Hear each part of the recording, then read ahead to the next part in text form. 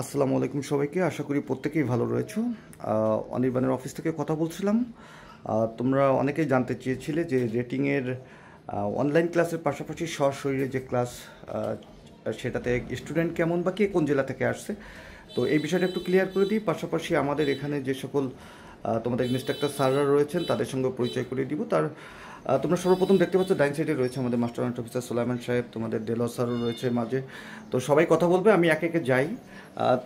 আতিকুর, তুমি কোন জেলা থেকে আসছো? আসসালামু আলাইকুম স্যার, আমি আতিকুর রহমান, আমি আসছি স্যার রাজশাহী জেলা থেকে। স্যার রাজশাহী জেলা থেকে। কিসের জন্য? রেটিং এর জন্য ক্লাস। তুমি তো অনেকদিন ক্লাস করে ফেলছো, জি স্যার। আশা করি লাস্ট পর্যন্ত থাকবে।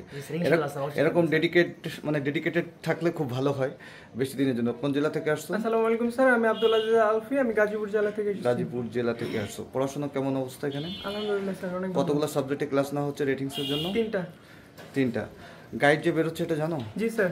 শুক্রবার একটা নিউজ আছে গাইড নিয়ে, তোমাদের সবাইকে ডাকবো হয়তোবা।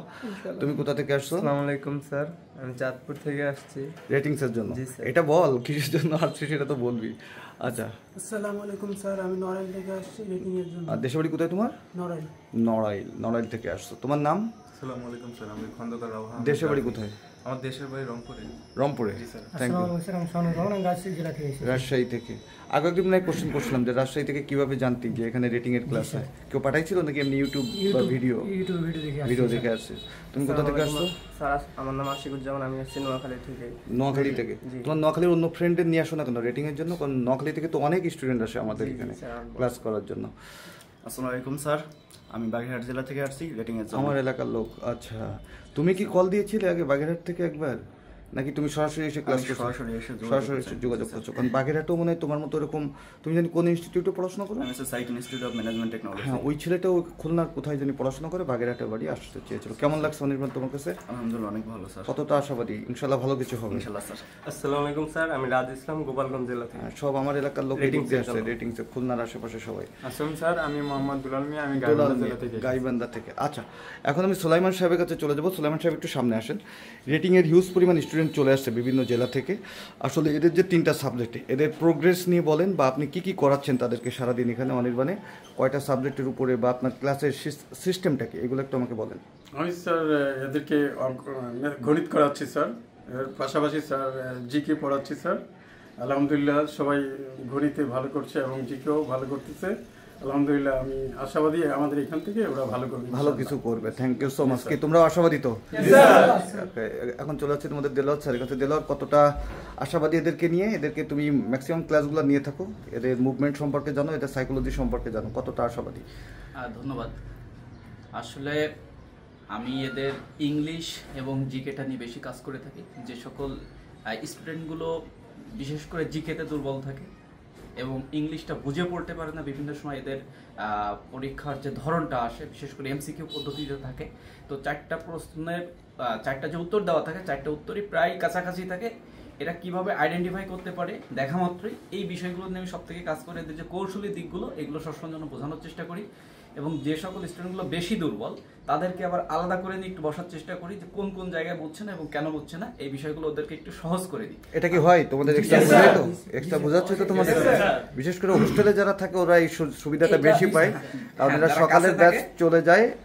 যারা হোস্টেলে থাকে ওদেরকে আবার বিকালে বা রাতে নিয়ে আবার বসা হয়। হ্যাঁ, এক্সট্রা আমি ওদেরকে একটু বেশি পড়াইতে পারি এবং বোঝাইতে পারি। পাশাপাশি আর একটা বিষয় ওদেরকে বোঝানোর চেষ্টা করি যে লেগে থাকলে, যাদের আত্মবিশ্বাসটা একটু কম আছে তারা যদি একটু পাশে থাকে, লেগে থাকে, তাহলে কিভাবে নিজেকে কোন কোন জায়গায় গুছিয়ে পড়লে তারা দ্রুত সেই জিনিসগুলোকে বুঝতে পারে, এই বিষয়গুলো নিয়ে ওদেরকে বেশি কাজ করে থাকি। আর কতটা আশাবাদী এদেরকে নিয়ে? আমি এই বাসের প্রত্যেকটা ছেলেকে নিয়ে আমি আশাবাদী। ইনশাআল্লাহ আল্লাহ চাইলে এরা প্রত্যেকটা স্টুডেন্ট চান্স পাবে। আর যে সকল বন্ধুরা এখনো পর্যন্ত চিন্তা করে যে অনির্বাণের সরাসরি স্টুডেন্ট আছে কিনা বা কোন কোন বিষয়গুলো নিয়ে পড়াশোনা হচ্ছে, আমি বলবো তোমরা নিঃসন্দেহে চলে আসতে পারো।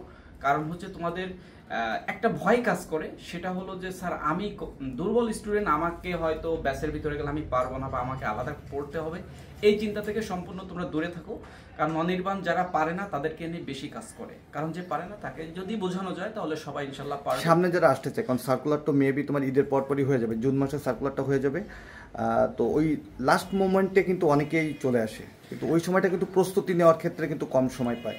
আসলে ডিফেন্সের ভাষায় যদি বলি যে কঠিন প্রশিক্ষণ সহজ যুদ্ধ, আমি রেটিংসের ক্ষেত্রে বলবো প্রশিক্ষণটা আগে থেকে নিতে হবে, কারণ এটা হলো অ্যাডমিশন পরীক্ষা। অ্যাডমিশনে দেখা যায় 1 থেকে 2 মার্কের জন্য অনেকেই পিছিয়ে যায়, ঝরে পড়ে। তো এই যুদ্ধটা হয় কিন্তু 20-25 মার্কের সাথে না, যুদ্ধটা হয় 1-2 মার্কসের জন্য। সুতরাং তোমাকে 1-2 মার্কসে যদি যুদ্ধ করতে হয় তাহলে আগে থেকে খুব বেশি প্রিপারেশন নিতে হবে। এবং এখন থেকে যে সকল বন্ধুরা চিন্তায় আসো যে আমি আগামীতে আসবো না, আমি বলবো আজ থেকেই তোমরা শুরু করো।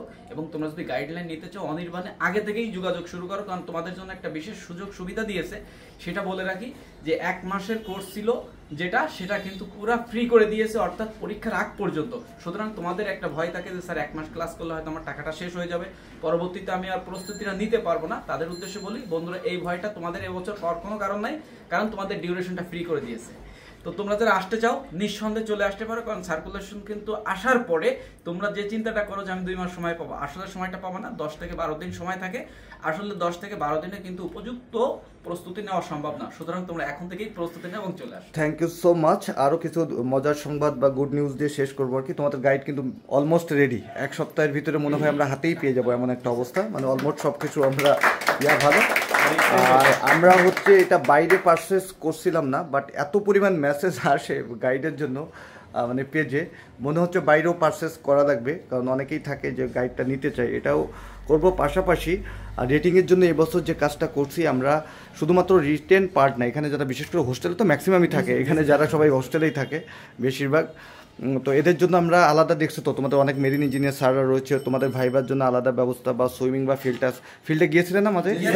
হ্যাঁ, তো সব পার্টি বা ডিপার্টমেন্ট অনুসারে আলাদা আলাদা কাজ করতেছি, যেটা আমাদের সাথে যারা থাকে অলমোস্ট অধিকাংশ সময় তারা জানে। তো রেটিংয়ের জন্য সামনে যারা আসবা তারা এই ধরনের সুযোগ সুবিধাগুলো পাবে। তোমরা লেট করবে না, অনলাইন এবং অফলাইনে ক্লাস আমাদের চলমান। থ্যাংক ইউ সো মাচ, বিদায় নাও সবাই, আল্লাহ হাফেজ।